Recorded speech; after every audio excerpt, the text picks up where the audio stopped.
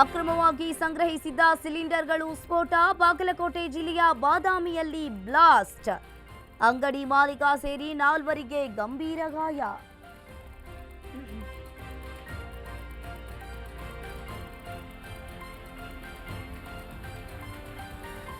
ಅನನ್ಯ ಕತೆ ಕಟ್ಟಿದ ಸುಜಾತಾಗೆ ಎಸ್ಐಟಿ ಡ್ರಿಲ್. ಸೂತ್ರಧಾರಿಗಳ ಮೇಲೆ ಕಣ್ಣಿಟ್ಟು ದೂರುದಾರೆ ವಿಚಾರಣೆ. ತಿಮರೋಡಿ ಮಟ್ಟಣ್ಣನವರಿಗೆ ನೋಟಿಸ್ ಸಾಧ್ಯತೆ.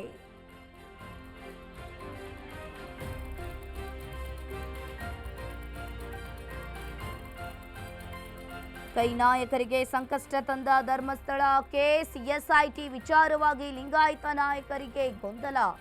ಇತ್ತ ಮೈಲೇಜ್ ತೆಗೆದುಕೊಳ್ಳಲು ಬಿಜೆಪಿ ಜೆಡಿಎಸ್ ಹೋರಾಟ.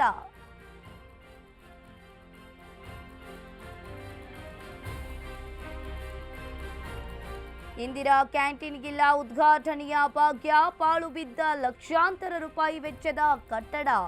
ಬಾಗಲಕೋಟೆ ಜಿಲ್ಲೆಯಲ್ಲಿ ಹೇಳೋರಿಲ್ಲ ಕೇಳೋರಿಲ್ಲ.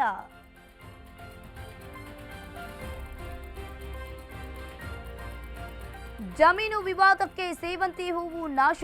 ಜಮೀನು ಅಳತೆ ನೆಪದಲ್ಲಿ ಕಿಡಿಗೇಡಿಗಳ ಆಟೋಟೋಪ.